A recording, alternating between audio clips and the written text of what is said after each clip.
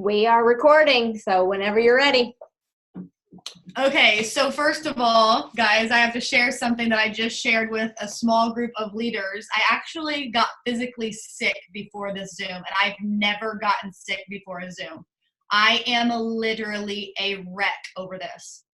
And it's not even so much about what I'm sharing.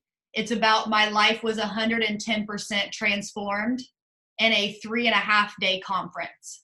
And so I think I'm extremely emotional because I'm trying my best to give you 60 hours of content in less than an hour. And so I feel like I have this pressure because like it literally makes me emotional. One thing that Tony said is, first of all, let me tell you a little bit about Tony Robbins. Okay, so first of all, his childhood, he says he thanks his mom for the life he had, but it was absolutely awful. Okay, his mom beat him. She did the best she could with the tools she had, and it was just flat out brutal, okay? He was 10 years old, very short, very overweight. They end up finding a pituitary, I think is how you say it, tumor, and he grew a ton. They can't figure out how he is as tall and big as he is. Here's some crazy facts about him. Doctors, now that he's wealthy and, obviously it's been years of being wealthy, he can hire the best of the best doctors. Long story short, they can't figure out, he's literally almost like superhuman. His bone density does not match anyone else on earth that they have found. He has so much mercury in his body that it's like 5 times the amount that it would kill a normal human. So I think it was something about being in a room with someone that I have no doubt has been given a God-given talent. And what's crazy is if you look, and I've only listened to him since I joined at work and started like working on self-development. If you guys have ever heard him, he has this raspy voice. What I didn't know is he's not always had this raspy voice. He should not be able to talk. Somehow I guess there's 2 voice boxes. They have fused together. Doctors are like, we don't know how you're talking. And like he said, he goes, you know what, guys? I make enough money. I've had enough success. I have money saved to take care of generations and generations and generations.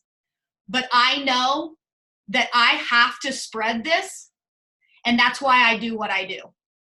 He said, but he almost gave us a mission. He said, I know that I only have so many years left to do this, so I'm hoping that you guys will leave and almost take this information and spread it to all of those that live around you. And here's why I love and appreciate you guys so much. One thing that I was warned about this, I'm like shaking. One thing that I was warned about this event was that I had to be prepared to leave my family and friends behind because no one ever would relate to me again. And I'll be honest, I was extremely still emotional. I was extremely scared to leave my parents behind. I was extremely scared to not be able to relate to some of my lifelong friends, which to be honest, as much as I've grown through this business, I already feel. But when you're told you're going to go through 50 hours, it end up being like 62. You're going to go through this event. All I knew is I kept praying and praying and praying that my husband would go because I did not want to leave him behind. And without pushing, God answered that prayer. I got a text message while he was working out saying, I've been listening to some videos. I'm in. Buy yourself a ticket on the floor. I'll buy a regular ticket. Ended up costing us $6,000 to go on this trip. Now, that included our hotel and flight. But $6,000 is a lot of money to me. $4,200 of it I took from my kids' Disney fund. And so what I mean by that, it's not to like say, oh, look, I spent all this money. It's that when I knew that this was placed in my life, I knew I had to do it for me and I knew I had to do it for you guys. But here's my favorite part. One, I love that I get to bring this to you. I can't call some of my closest friends because they still think I'm crazy. Does that make sense? And so that's why we have this group. So I kind of wanted to just show that a little stuff about him so you could see He has something to offer us, and it is absolutely insane.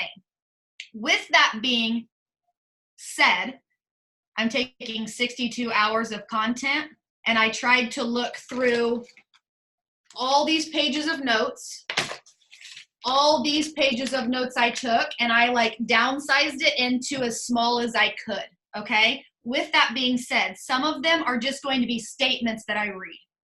Literally just like notes I took, and you're going to have to take it for what it's worth. We can do one maybe in a couple weeks when I have time to process it and do some more studying, but I have to like just give you what I can give, but I also knew I couldn't wait. So with that being said, there were 86 countries sitting in one arena. We're talking different religions. We're talking people that don't have religions. We're talking different backgrounds, different, it's literally insane watching people connect the way they did. Now, a couple of things, I know this is kind of random. Throughout the event, he had us doing some funky things. At one point, we were meditating. At one point, I think he hypnotized us. I actually fell asleep. I've never been hypnotized before. That was a little borderline, okay, that's weird. Like, is this right? And what was crazy, I was just sitting there, music is on, eyes are closed. For 45 minutes, he literally was just talking. And it wasn't anything bad. He was just talking like, and it was to get rid of your darkest junk that you have carried your whole life. What was crazy is, next thing I know, I like literally my head jerked and I looked around and I realized that I told like a couple of the girls, I said, I either fell asleep from being exhausted or I was hypnotized. I'm not for sure which one happened, but what I will tell you is that there were some major breakthroughs that happened. A couple of other fun little things he had us doing. Keep in mind, you have people when you sit down, the chairs are extremely small. You're literally on top of each other. I had to keep my legs together because you know how guys sit a little bit like with their legs a little bit farther apart. The guy sitting beside me, their legs were taking over half of my seat because the seats were so small. You are like this with strangers and you're sharing your deepest, darkest secrets and things that are holding you back. It was the most intense thing I've ever experienced. And then all of a sudden, after you share something extremely deep, he would say, all right, the music would pump up, you're standing up, you're jumping, you're going crazy. And at first, like the way I am, I'm kind of like really reserved. And all he kept saying is play full out. Play full out, play full out. And what he said is, if you do not go all in, you will not get anything from this. So here I am, super uncomfortable, jumping up and down, doing the crazy stuff. And he's like, all right, now you're going to turn to the right and you're going to massage. Strangers are literally massaging each other's backs. And they're like, okay, switch. I look up. What's funny is men were massaging each other's backs. Does that make sense? Like, we jokingly said at one point he was trying to get us to say some of our fears and some of things that are holding us back. And he said, I need for you to look at these things no longer as a bad thing. So I want you to stick your fingers all the way up your nose. And he said, I'm telling you right now, I'm watching.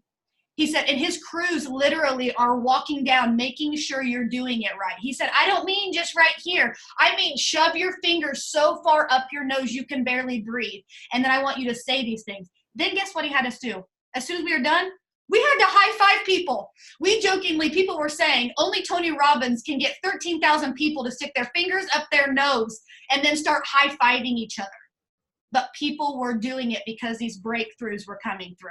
It was insane. So, this first little thing that I'm going to talk about, I want you guys to close your eyes.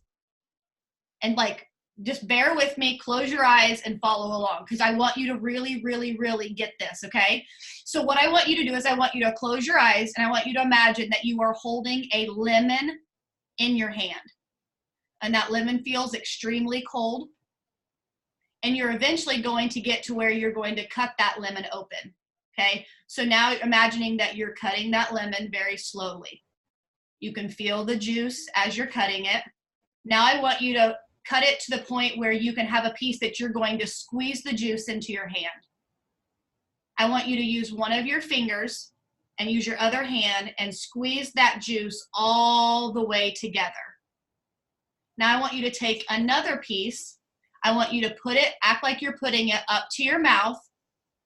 And I want you to squeeze all that lemon juice into your mouth. Now I want you to think of this. What does it taste like What does it feel like? Is it making you give like a funky face? Is it literally kind of making you shiver? Is it making you feel like, oh, what I just put in my mouth? Now I want you guys to open your eyes. Now, obviously, I did this way shorter. He took this and he drew it out 20 minutes. Are any of your mouths watering? Here's the crazy, you want to hear the crazy part? Your mind just made your mouth water, and you guys don't even have a lemon anywhere near you. That's how powerful your mind is. So the crap that you're saying to yourself every single day has extreme power over every single thing that you do. We were all like mind blowing because we're laughing. We're like, it went for 20 minutes as he's saying this. Some of people, like people by me, they were drooling. It was so do you guys see how that like is an analogy to show how powerful our minds are? That is what this entire kind of conference was about. It was broke up into 4 days. And the thing is that we couldn't get, like, you couldn't have breakthroughs from day 3 and 4 until you realized how powerful your mind is with day 1. So I kind of saved some pages. Now here's where I'm going to read this to you, and it's going to get very readish where I'm just reading you something, but this blew my mind. I'm pretty sure I don't think it saved my marriage, because I don't think we would have ever got divorced, because we love each other so much, and we're always like fine working on fine working with each other. But I think it just saved us from just living this life and actually growing and enjoying life to the next level. And we have 6 different needs as humans, okay? One is certainty. That is everybody's stability. One is uncertainty. One is significance. One is connection. One is growth. And one is contribution. And I can give you guys these notes later. Here's the crazy part. Only because we are made the way we are, certainty, uncertainty, significance, and connection are primal needs. They will absolutely destroy our life. And I'll give you an example in a second. The 2 spiritual needs, growth and contribution, are the only 2 ways that you will be happy. And he used this example. He said, how many times do you guys hear of billionaires or people that are celebrities that end up committing suicide? They have everything they could ever want, but they are not truly happy. And he said, the thing is one thing that look how red I am. This is ridiculous. One thing that he literally made his whole, I will say he talked about God a lot, but he also knew he has 86 countries. So he kept saying, whatever you believe in, this is what I believe in, but this still fits for you, whatever you believe in. Okay. And so pretty much what he said was, it doesn't matter how many things that you gather. It doesn't matter how much stuff you have. If you do not take care of your mind and get to a point where you are looking at things as growth, or you don't feel like you're contributing to the world, you will never be happy. And that was one thing that I really loved. And for instance, one example was crazy. One lady ended up standing up, and she was a sweet, sweet girl. And so pretty much he was planning on doing crowd interventions. And so I just want to tell you the story because it's powerful, but it's pretty deep. So I'll try to watch what I say, because there may be kids. But so she stands up, and she actually didn't cry. I would have been crying mess, but she was like, so Tony, I have a question. And he said, yeah, what's that? And she said, I'm trying to get the wall to go down between my parents and I. I want to love them and have a relationship, but I'm so hurt from my childhood, I don't know how to do it.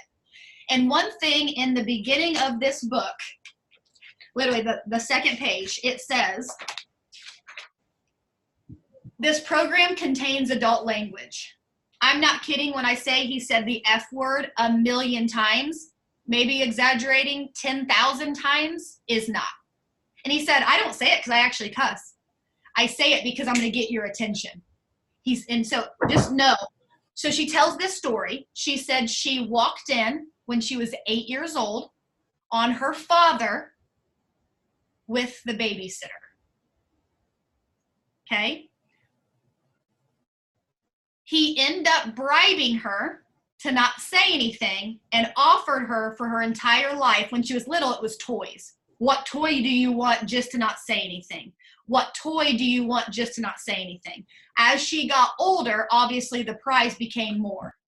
Then she's in a rock and a hard place because she's like, if I say something, I'll destroy my parents' relationship. Does that make sense? So she was very, very, very whatever. Well, it's funny because Tony kept asking questions. So what's the issue? And she's like, well, I want to know how to have a conversation with my dad. He never looks me in the eyes. And so what was crazy is, I'll be honest, I was bawling at this point. And obviously there's more details that she's giving. He literally says, get the F over it. And we're like, what? And he says, yes, get the F over it. You don't know. He said, I'm not condoning cheating, but you don't know what your dad went through when he was little. You are holding your expectations over how you think he should handle your feelings. And that is what's wrong with the world. He said, I'm not saying what he did was right. What I'm saying is, if he ever had a conversation with you now, you would still find something wrong with the way he answered your need, because we all have expectations that can never be met by someone else. Does that make sense? Okay, here's where it gets a little deeper. So she kept saying the wall, and he said, F the wall, like it was just funny, banter back and forth. But he was like, will you stop talking about the wall? There's no wall. There's no such thing as a wall. It's just funny. She said, okay, so now I want to talk about something else. And he was like, okay, what's that? And she said, when I was little, from the time I was 8 on, my mom physically abused me. And not like sexually abused, but physically abused. And he said, okay, I'm sorry that happened to you, but when would it happen? What would it do? She said, my mom thought that I was a teenager, or not a teenager, but a child that was misbehaving, because every babysitter after that incident that came to the house, she would bite, punch, kick, but she was really trying to save her mom. Does that make sense? The mom didn't know that. The mom just thought she was being an unruly child. This got so deep, and this is just one example that he used. Pretty much, long story short, it came to the point where he said, we as a society have gotten so much to the point that we're looking for other people to fill our needs that we will never find true happiness. It's going to come from you and you only. And the only way you're going to find happiness is by finding growth, meaning you're trying to be better today than you were yesterday, and finding a way that you feel like you are contributing to the world.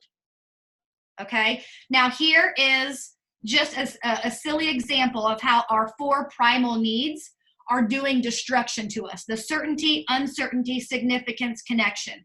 Do any of you guys know someone, and maybe it's you, maybe it's not you, but here's the kicker about some stuff that gets deep like this. Sometimes it's easy for us to see these things in other people, but we don't see it in ourselves. So with all this information I'm going to give you, you're going to have to take this, do what you want with it, and do some deep, deep soul searching. I'm just going to use this as an example. Do any of you know someone that tends to be negative all the time? And they're negative about every single part of their life. They may not see it, but every single part of their life, they're negative, negative, negative, negative. Work, they're negative. School, they're negative. Church, they're negative. Friendships, they're negative. Everything's negative. The crazy part is the human body is made to defend itself. And here's what's crazy. If you ever have someone that's negative, talk to someone else, guess what? That actually fills the need of feeling significant. Does that make sense? And what's weird is being negative can fill the need of feeling certain, because changing, if they're not someone that doesn't love uncertainty, like someone that maybe likes to skydive, and I know that being negative and skydiving are two different things. Someone that likes uncertainty, loves adventure, doesn't want the same routine. So naturally, someone that falls into that category, these are not they're not necessarily a good thing, so you have to watch them.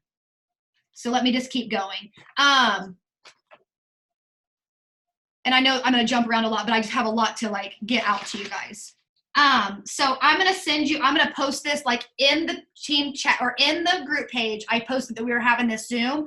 I'm going to screenshot some of these pictures that I want you to have so you can actually read like what certainty is, what significance means, what uncertainty, what connection, so you can find which ones you fit in, and then you can fit in how you can use those to your benefit, not to use against you. Okay, so the next thing is information without emotion is rarely retained. If I asked you where you were at 9/11, do you know exactly where you were at and what you were doing? Probably, right? If I asked you where you were at 9/10, do you know? No. Why? Because something significant happened for you to know. Now, some person may have been on a trip, so they know exactly where they're at, but more likely, you know where you were sitting, who was sitting around you, what the TV screen looked like, but that's because something significant happened. So here's where we have to get to a point. We have to get to a point that we realize, and here's what was crazy. Those of you that know me really well, a side note real quick. So after the first day, I was almost embarrassed to say this to my husband because I didn't want him to think that I was like tooting my own horn, even though he's really good about like knowing that I don't do that a lot around here or whatever. He's like, so what'd you think about the first day? And I said, honestly, the first day was an answer to my prayers, because I walk around this world feeling extremely alone and crazy. And what I mean by that is, if you know me well, if I have something bad happen, I always try to use it for its good. Most people don't do that. Spending the first 17 hours, 16 hours with Tony, he made me feel not crazy and feel like the way that I live this kind of area is been given a God-given gift. Because most people don't live their life like this. And this is exactly what I'm talking about. And here's what's crazy. We talk about it in business all the time, but what I want you guys to understand is I want you guys to take this stuff and don't just apply it to your business, apply it to your life. Because actually Tristan said, do you feel like this is something that's a little too intense for everyone? Do you feel like maybe we should do that, people that have been in a while or whatever? And I said, no, because I actually could care less if someone decides to quit It Works in 2 days, 2 weeks, 2 months. I got to make sure that I get this information to them so they can have a good quality of life. As much as I would love for you guys to do It Works forever, that's not even what this is about. But 100% what came out of his mouth is, what you focus on is what you will get more of. We've already heard this before. He just had a way to explain exactly how it happens in our nervous system. And I'm just going to start reading. You become the energy around you. And he gave like statistic facts about how exactly that happens. Okay, so I have another activity. Sounds super silly. I want everyone to back away from the TV screen or your camera or whatever. I want you to put your hands apart like this with your palms out. Okay? You're going to close your eyes. And here's what you're going to do. But don't close them just yet. You're going to look at me. I'll show you what to do. You're going to bring your hands together and close your hands and then apart. And then close it again and then apart. I'm about to punch my husband, so I'm going to have to use this calming, find my peak stakes. I'm about to blast him because he's over here smiling and laughing at me. You know, he's laughing. So anyways, now I want you to close your eyes, and I want you to do that 5 times. Close it and then pull it apart. Close it, pull it apart. Keep going until you've done it 5 times. Okay, and then stop on the 5th time. Go together and stop. Okay, so here's what's funny. The ones that I can see your fist on here, now open your eyes. The ones that I can see, You guys have put not the same for each other, but the same. You guys always end with the same thumb on top every single time. Now open it up, do it again, and try to make it to where the other thumb's on top. Was that weird for some of you? Right? Because you have your natural way to do it. He said, if putting a different thumb on top is awkward, do you think changing your life is going to be easy? No. Being in a room full of 13,000 people and him having us do this exercise, and it's giving me chills because we were literally people were mind blown. We're like, oh my gosh, I always put the same. And then we told me to do the other one. I'm like, I had to stop, readjust, and figure out how to get it up there. But how true is that? And that's just a simple way to show you that not even this business, life in general, making a change will never be easy. But if you want to find true happiness, you're going to have to make an effort and you're going to have to make a change. Here's the hard part. And here's where this was hard for, I think, a lot of people to hear in this room. Guys, I had grown men beside me bawling. Are you sucking the life out of the people around you, or are you giving life to people? That means your kids, your spouses, your friends, your family, your coworkers, not just in this business. Are you sucking the life out of people, or are you giving it? Think about the last 10 conversations that you've had with different people. And obviously this is something you have to do on your own thing. So think of the last 10 people you talked to. Were they conversations that you made people laugh? Were they conversations that if you look through your phone, if you had to be honest with yourself, it's always ending in negativity? It's always complaining about something? Do you make people laugh? Are you always trying to bring people up? He pretty much, in all of these exercises, showed how powerful we are if we let our circumstances define who we are. The next thing is, he said, have you ever met someone that is less educated and less skilled than you, but they end up having better results? There's a reason for that. Because once you set expectations, you've ruined any chance of success. Now, he said there's a difference between having goals and having something you're working towards. But the second that you set an expectation, he said 99% of the time your expectation would never be met. So you'll never be happy. So write that down too. Here was the next thing. And this is hard for me to give the examples because he gave so many examples, so I'm only writing one of them down. He said people will violate their own values to meet their own needs. And he gave an example, and he said, I do not condone having an affair or cheating on your spouse. He said, I don't condone it at all. He said, but so oftentimes in life, we're always looking at someone else made me feel this way. Someone else made me feel this way. No, you allowed yourself to feel this way. He said, oftentimes when someone, male or female, goes out on a marriage, it's because a need was not being met. He said, once again, he's like, again, I'm not condoning it. I'm just telling you the reality is, you could have someone, that a guy or a female, that would said, I would never cheat on my spouse ever. But people will violate their own values to have their needs met. So, for example, and I'm going to use the negativity one because he literally talked about that nonstop.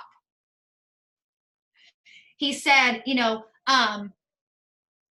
a negative person will look at something negative in any situation, even if it would be a positive to someone else, because it meets the need that they have to feel significant and to feel certain, which how they feel certain is, even though they don't love feeling negative or feeling sad, if they fall in the certainty category, that still is a better feeling. Does that make sense?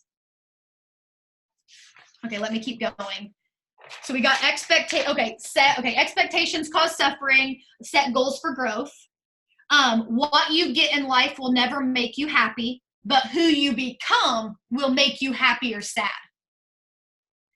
He said that's why, and actually we can use this business as an example, even though I don't want this Zoom to be about business. How many of you have earned a paycheck with It Works when you first joined? And the first time you got that first check, you were like, yay, like $50, yay, $100, yay, $5,000, yay, $10,000, right? But what's funny is by the next time you get that check you just got, what once made you happy no longer makes you happy. Money, things will never make us happy. He said that's why you have to put growth and compassion and what was the word I just used earlier that he said? I'm drawing a blank. Oh, contribution. You have to put something that you're giving and helping others as your purpose, or you would never. And I'll be honest, because of what I do for a living, it was easy as he's talking to think about the business, but I can also look at how my life is the same way. You know, you have a good day with your children. The next day you have a crappy day. You think it's the end of the world because you know you can have a good day. No, reality is that's the day you've been given. So find the beauty in it. What's the beauty in it? The beauty is you're going through some jumps. You can relate to other people. It's going to happen to you whether you like it or not. So once again, like I always talk about, you're going to have to use your pain for your purpose because it's not going anywhere until it's time for it to go somewhere. Your life is a warning or it's an example. I don't have any things for that, but he just kind of wrote that. He said that when I thought was, you have to decide not to suffer. It's where the comparison trap comes in. There's a difference. He said that, there's a difference between comparing as something to work for and comparing to where when you don't get it, you either become very negative, you become bitter, you become angry, right? So compare, but not for expectation, but compare to be like, I want to work towards that. And because of that, I'm going to have to grow as a person. Because really there's something to win from point A to point B anyways, even if you don't make it to point B in the time frame you want to get there. I gotta find this. I took notes, but sometimes we take this is a prime example. We take privilege and we make it pain. So kind of what we talked about before. How is it that one day something that was a privilege of ours, the next day it can be a pain point of ours? Okay, day 2, let me find it. Sorry, guys.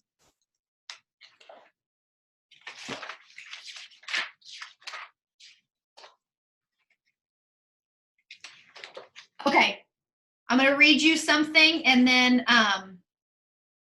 this actually can be about in your business and your life. I'm going to read you 5 things. 1 is know your outcome. This is actually good for your business, so if you want to write it down, you can. Know your outcome. Know your reason why.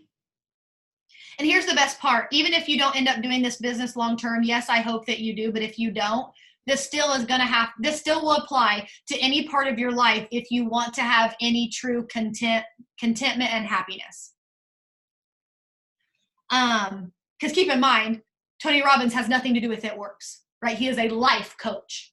It just happens to apply to everything. So know the outcome, know your reason why. Number 3 is take massive action. 4, know what you're getting. And 5, change your approach.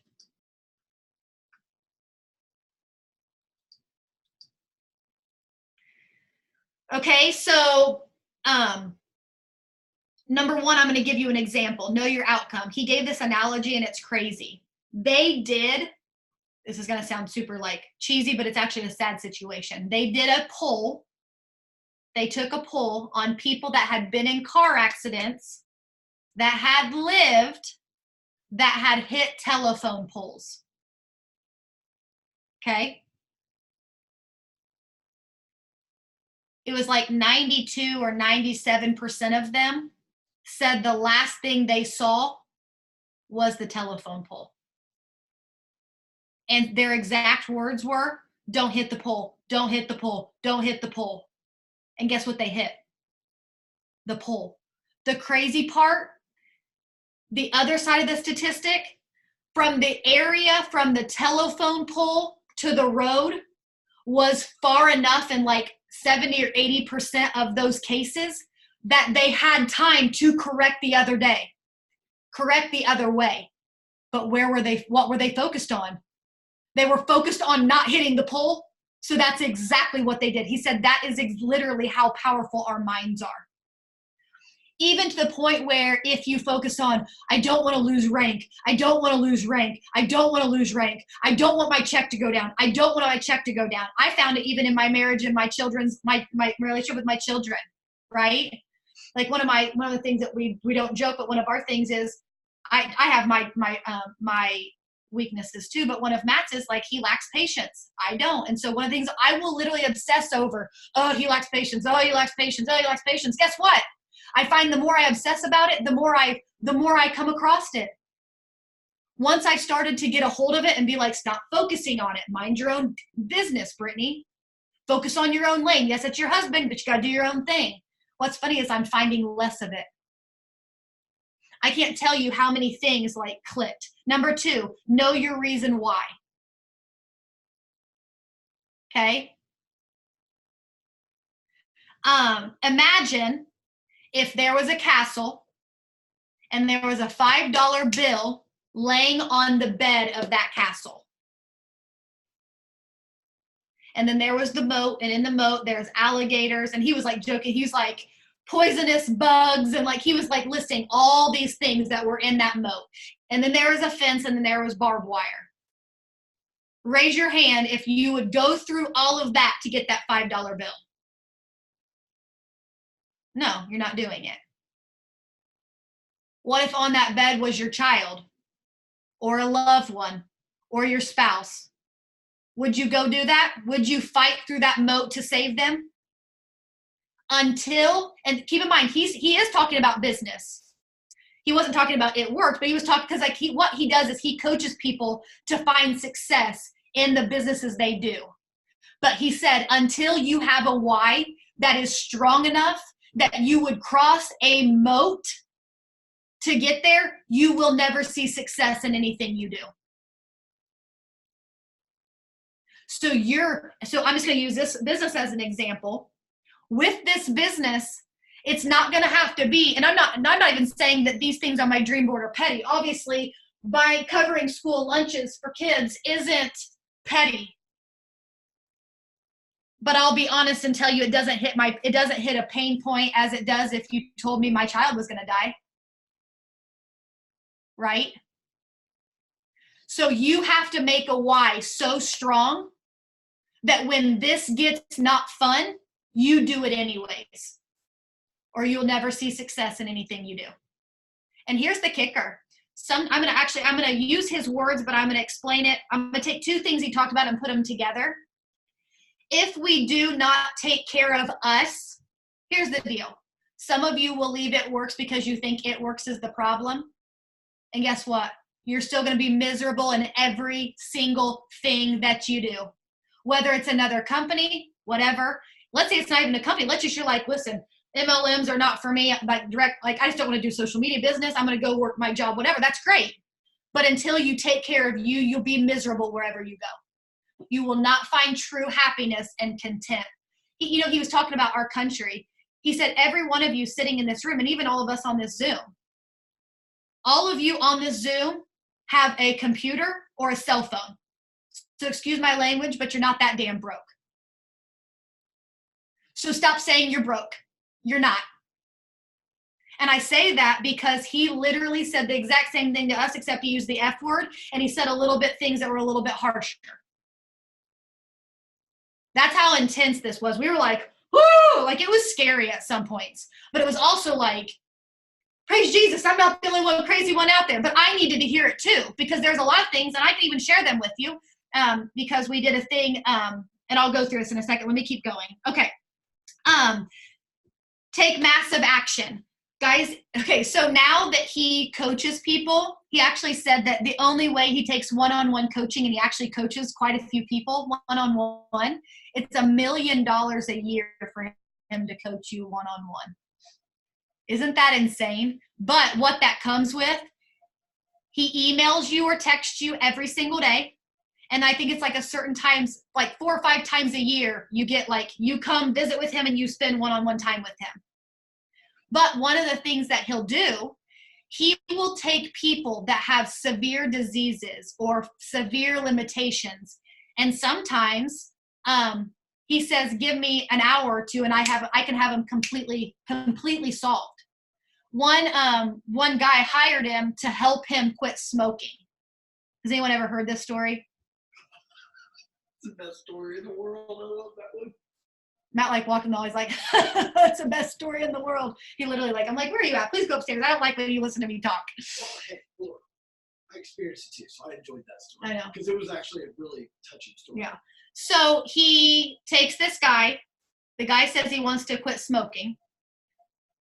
He takes the guy in the hotel room. He has him buy like so many boxes of cigarettes. He said he first had him light 2. And he said, like, smoke it. He's like, fine. I'm gonna shorten this version because I have so much to cover. Long story short, it gets to the point where he says he has him double up cigarettes all in his hands, and he's yelling down his throat, smoke them.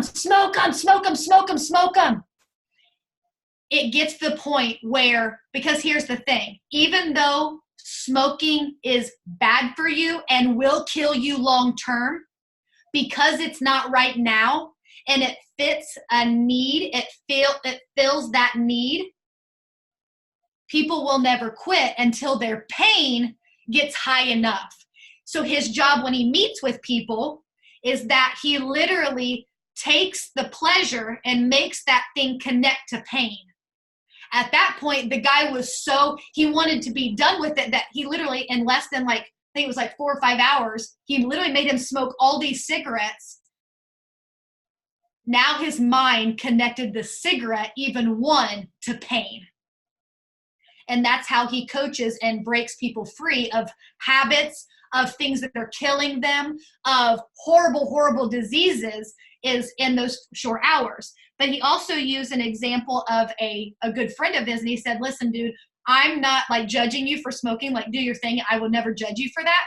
But if you want to stop, if you give me 2 hours, I can help you stop.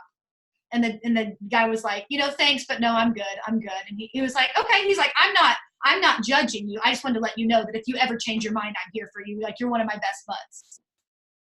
He ran into him a couple years later, and he noticed that the guy wasn't smoking. Well, he said, what happened? Well, long story short, his little girl had come to him and was bawling, literally said, Dad, you're going to die. She had heard something, that smoking will kill you. And then finally, that's what made him stop. Does that make sense? His pain point wasn't himself. His pain point was his loved one. So until you find what your pain point is for whatever it is you're facing, whether it's negativity, whether it's anger, whether it's whatever your pain point is, sometimes it's not ourselves. It's other people. Okay, read quote from page 24. Oh, he shared this one. One man has enthusiasm for 30 minutes, another one for 30 days. But it's the man who has it for 30 years who will make a success in his life. Which is so true. This next part, I'm just going to put in the chat so you guys can read it. But pretty much, he trained us to, if something negative happens, to mentally put ourselves back in he calls it a peak state. But I'm just going to put yourself in a peak state. Step 2 is to find your passion. Step 3 is you have to decide to commit and resolve. Step 4 is to take a massive action. And step 5 is to be smart. And so I'm going to share that with you just in the picture so you can do that study on your own. Some of you don't see my post, so I want to use the analogy that he used. And this is probably the part that blew my mind the most. It's scary how true it is, but I didn't realize how true it is. So I'm going to use the analogy that he used of a cell phone. How many of you guys have a cell phone? Obviously, all of us, right? He said with the cell phone, unless it's charged, if it's charged, it does so many good things. It can connect you to the world. It can connect you to family. It can give you answers. It can bring you joy. There's games on there. There's fun.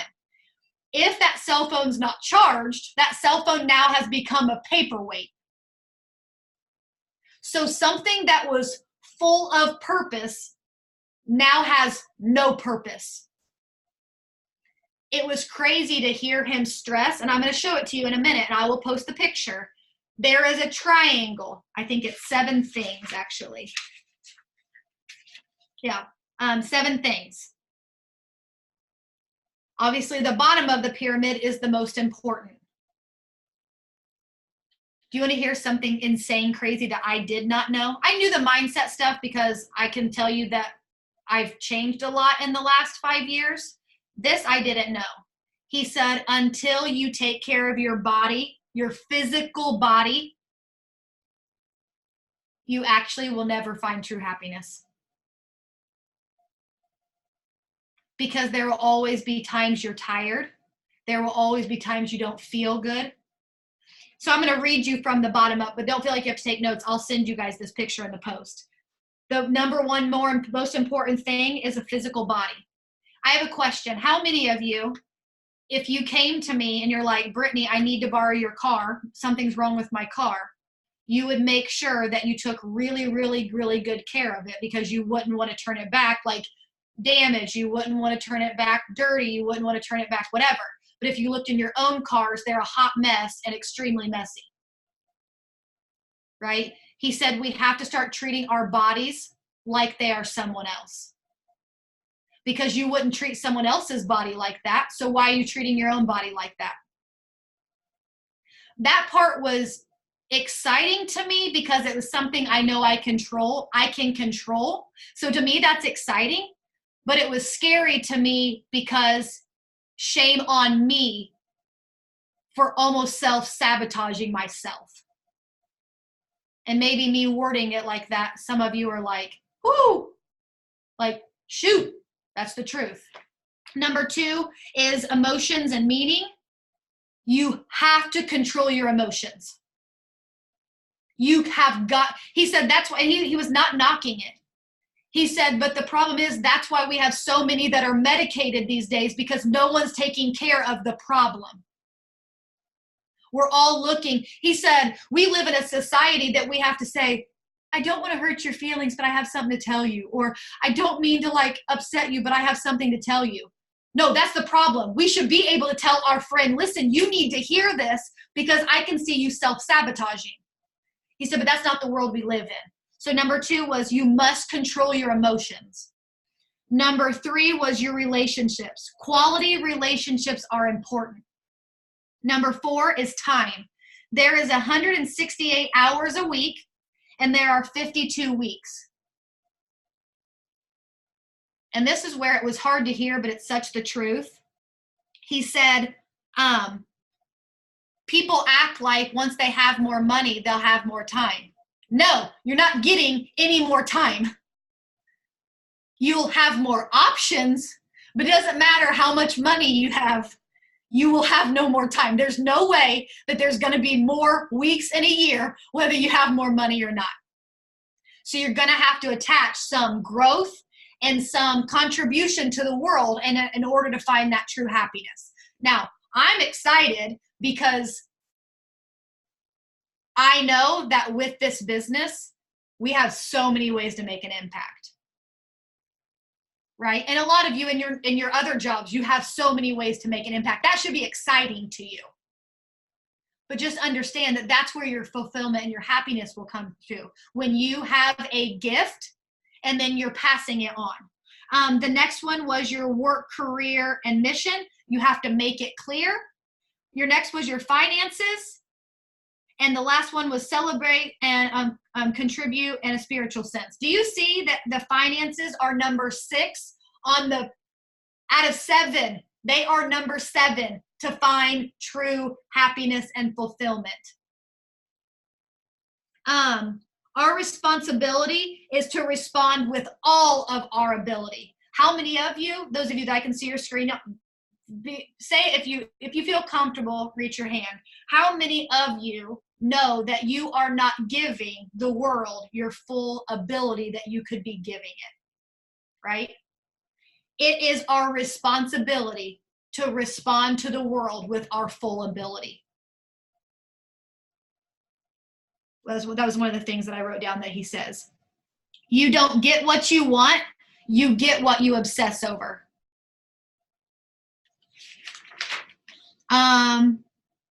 This blew my mind too. And now I'm just going to start reading different quotes that I like, but put bubbles around and stuff. This was mind blowing to me. It only counts as personal or self-development if it's something you don't want to do. Because if it's something you enjoy doing, you're really not developing yourself. Oh, that was hard for me to hear, because I'm like, woo, self-development, read my book, listen to my podcast. Well, that used to be hard for me.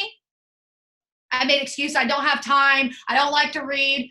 If I'm listening to podcasts, I'm getting distracted by squirrels outside. We all know I get distracted by squirrels, right? So that used to be hard. Now I love it. That's no longer my personal development. So maybe you guys needed to hear that as well. It's not personal development unless it's something you don't want to do.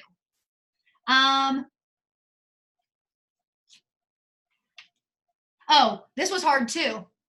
Some of us are so focused on it, whatever it is. Maybe it's things aren't working out. Maybe it's you're not reaching your goal. Maybe it's you're not happy. Maybe it's you're sad. Whatever it is, you're so focused on it, you don't even know you're focused on it. Clarity is power. This one was good too, because I felt like it fits like what we do. The vehicle isn't the problem, you are.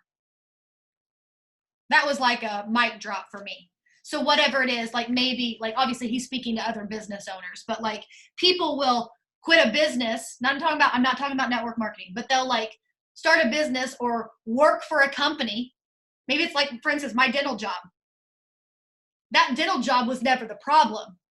I was the problem because my mindset about that job was the problem. Does that make sense? So maybe that's something you guys needed to hear too. Change your story, change your life. He said that one over and over and over again. And what he meant by that is we all probably have some really, really, really nasty pasts for whatever reason, just like that girl that watched her dad do this. Then he bribed her to keep it quiet. Then he would beat up, she would fight the babysitter. So then the mom would abuse her, but she didn't know the whole story. Pretty much what he said was, over and over, was effing get over it. And he said at this point, even if they apologized and did what you thought you wanted to do, it would never be what you really wanted. And the example was, she kept talking about this wall. She said, I just want this wall to go down. He's like, there's no freaking wall. And she's like, I know, but my dad never looks me in the eyes when he talks to me. She's like, I think it's because he's so guilty of his past, he won't look at me. And he goes, do you mean to tell me your dad never looks at you? And she goes, and she was a beautiful girl too, and she was so sweet. Bless her heart for sharing this in front of 13,000 people. She said, well, sometimes he looks at me like this. He goes, oh, so she does look you in the eyes, but you're judging the way he's looking at you in your eyes.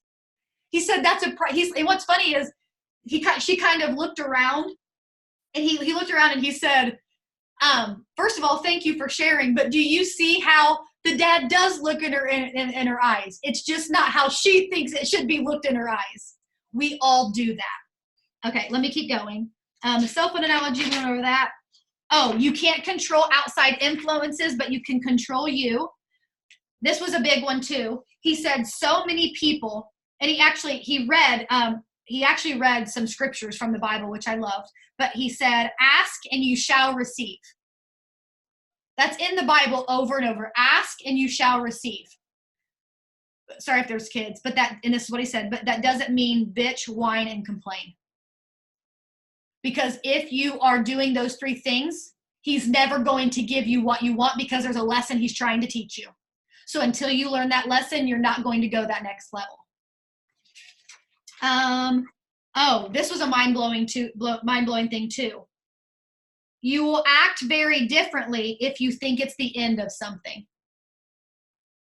And that wasn't just business. That was business. That was relationships. He said if we all acted in relationships, in business, in adventures, the way we do in the beginning, which sometimes is not having an expectation, you would never get to a point where you feel like something that's at the end. And once you feel like it's at the end, you're going to start acting differently, which will never give you the answers and the results you want because you're acting differently. That blew my mind too. I'm like, ooh, there's some truth to that. Read page 29. Okay, this was a hard one too for me to hear. People will do more to avoid pain than they will do to work for pleasure. And I think that actually does fit in this business a lot, or probably in your real life.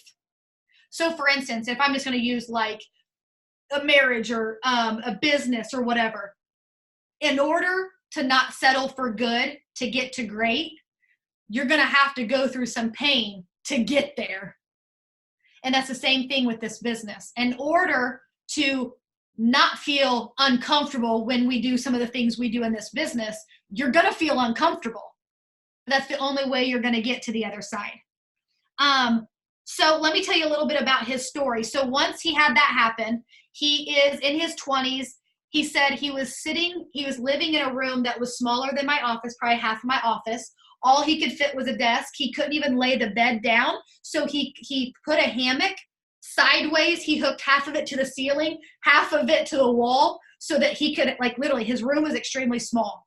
He gained so much weight. He was miserable. And he kept talking about soap operas because he said he literally, he was super invested in some of the soap operas because that's what he was doing with his life. He said then something happened. Someone came to the door. And pretty much what he was saying was he was so miserable that he had the life that he had. He was sad that he was treated the way he was. He didn't go to college. He didn't do all these things. And finally, he said he had something happen to him. He actually said God saved him. He said he finally realized that he was the only one that can control his outcome. No one else could. Okay? He decided to make a decision. He went from making $38,000 that year. The next year, he made $1.1 million in 1 year. All because he decided to just go straight for it. No excuses. It wasn't anybody else's fault. It was all in his control. But he said instead of that stressing him out, he got excited about it because no one else could affect the way he felt. No one else could affect what he wanted. Does that make sense? That was intense for me too.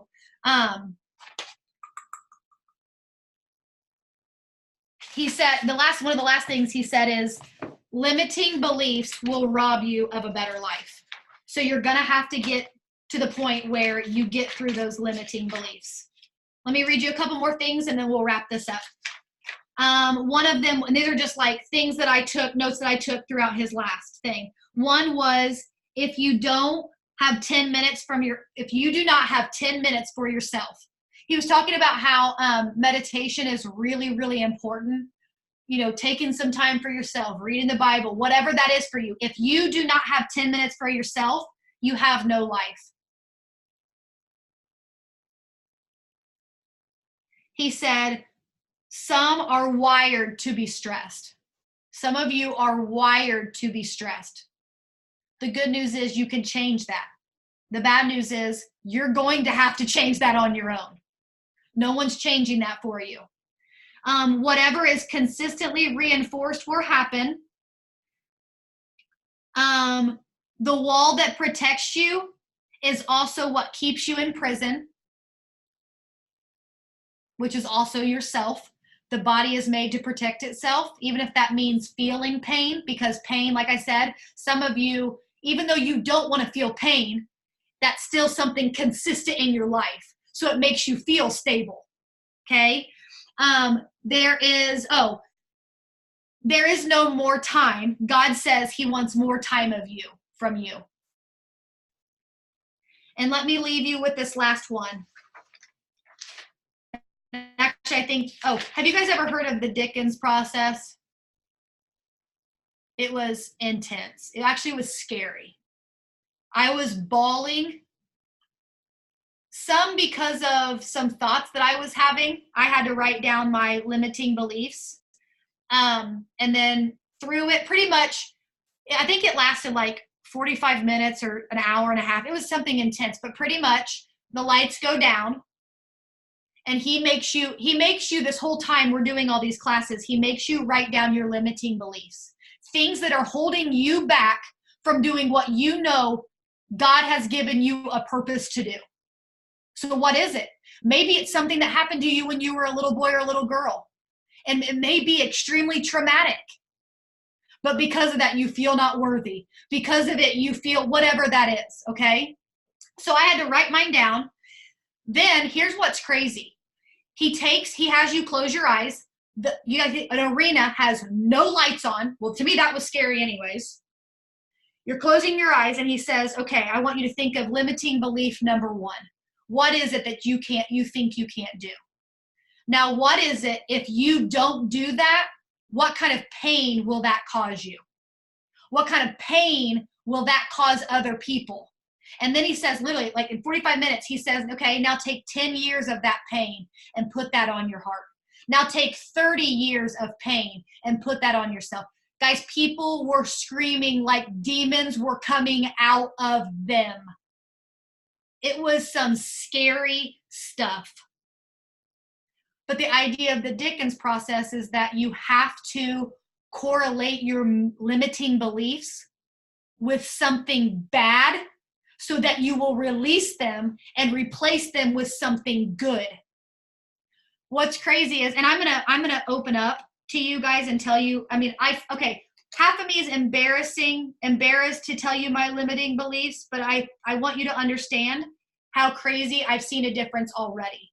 Now, I never had any, like I was never abused when I was a little girl. So I don't have like these, I've never felt not worthy. Okay, like, so I don't have some that others had that were, I think that's why I wasn't like screaming demons, but I did 100% feel a transformation in myself. And I realized how silly and sorry ass excuses that my limiting beliefs were. And so that is the transformation I had.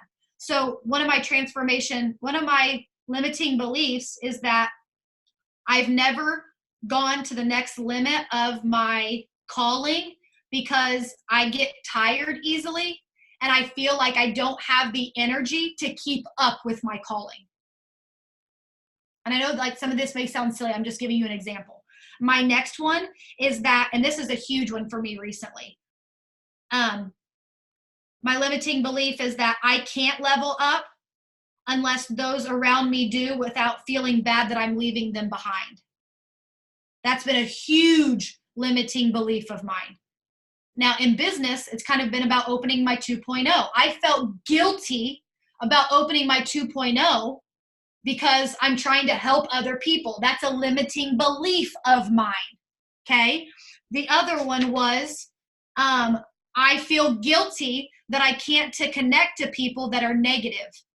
Guys, I cannot stand negative ass people. But I hate that about myself. I hate that I get annoyed with negativity.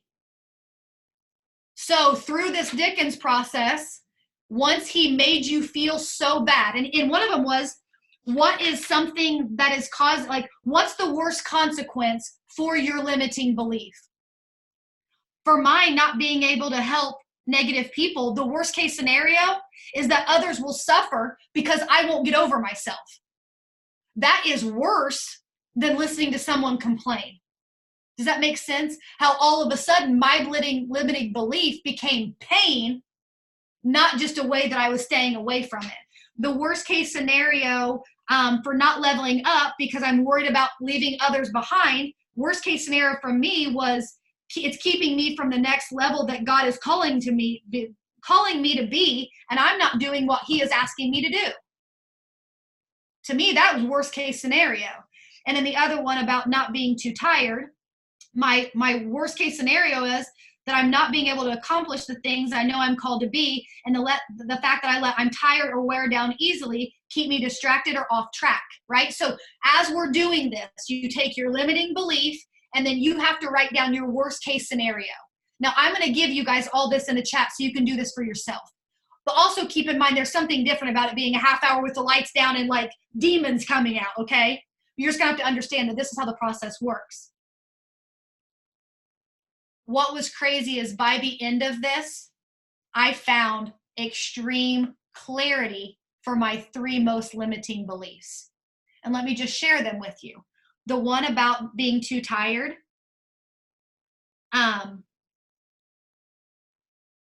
I just came to the conclusion that that's an absolute excuse. God has made me with a body that functions the way that it should, and I have no excuse but to go out there and do what he's called me to do. When it came to, leveling up, he's created me with this passion to go for more. He doesn't give everyone the passion and the purpose to do big things. So that is like why this limiting belief doesn't make any sense. Does that make sense? Now, some people's are extremely deep. You're unworthy. You're not this enough. You're not that enough. So I will put all that in there. So that was extremely intense. And I just want to end with one story and we'll wrap this up. Do you want to know how much we are conditioned by society? You guys ready for this example? And it's crazy. It's so simple, but it's crazy. Imagine you're driving to work, right? And you already kind of had a hectic morning and you get almost to work. You know you're going to be right on time, if not late, if traffic doesn't keep up, and you get stopped by a train. What's the first thing that you think? You're irritated, right? Why are you irritated? Why? Because it's an inconvenience for you? Why? Because you have somewhere to be? Why? Because it's annoying to you that train is now stopped in the middle of the tracks? Guys, when we're little kids, we love trains. When we're little kids and we see a train, how many of your kids, when they see a train, they get excited? We count the cars that go by. When we were little, we would, make noises to try to get them to honk their horn at us. Society has taken things that should bring us absolute joy, and now they have caused us pain. They have caused us to look at things in a negative light. They have caused us to be irritated, annoyed, ungrateful. And that was one of the last things he shared. Obviously, I only went through half the book. I didn't do day 2 and 3, day 3 and day 4, but it's more of like business mastery. So we can talk about that later. But this was more about the mindset. So what I want to leave you guys with is what it made me realize is the sad thing is that we have work to do as a society. The good news is we are 100% in control of the outcome. So here's what I will tell you. Since I've been home, which I know it's not very long, I've been listening to Tony Robbins podcasts. Highly recommend listening to those. I actually listened to one today. I will post that in the team page as soon as I can get back and find it. I would love for you to listen to it. If not tonight, if you're going to bed, that's fine, tomorrow. as a society, I want to not only, I feel like we've done a really good job about spreading hope and inspiration with what we do, right? Make people feel better, but knowing that at that bottom of the pyramid is our health, and not just in It Works, in life in general. For me, my mission is now more clear about how we've been given the best possible business to be paired with, because one of the things, or the main thing on that pyramid that brings happiness, is making sure people are taking care of themselves. It's not about being skinny. It's not about stretch marks. It's not about scars on our face with our beauty works. It's about truly being healthy so that the people feel like they have the energy and they feel like they can go out and fulfill their purpose. So first of all, thank you for hanging on. I know it's been long. There was literally so much to share. I tried to do as best of a job as reading it and give you examples. I challenge you to, if you have kids, I actually did this with both my kids. I did the lemon thing with both Ty and Zella. What's funny is it worked on both of them. I didn't know if it would work on Zella since she's so little. And I said, what's happening? And I said, do you have water in your mouth? And she went, yes. Like, it was so funny. And how I used it for them is I said, that is how powerful our minds are. And we have to watch what we tell ourselves. Okay? We can't tell ourselves that we are not good. We can't tell ourselves that we made a mistake. We can't tell ourselves that we don't look a certain way. We can't tell ourselves. Obviously, I had a deeper conversation with Ty about it. Zella was just kind of like, oh, lemons. And like, there's a thing where they like, he says, make a move. And so like, he would scream it and we would have to like, make a move. He'd say, make a move, make a move. They'd say yes. This whole thing is like screaming, saying yes. So I made a video of my kids. I showed them how to like make a move and say yes. Guys, the joy that it's brought to them already, it's going to be our new routine in the morning. So I hope that something I said tonight you can take and implement not only in your own life, but also give to someone else. And as I think of other things, I will drop them in the comments. But for right now, I'll just make a post and I'll drop all these pictures that you guys can fill them out for yourself. Sound good? All righty. Love you guys. Have a good evening.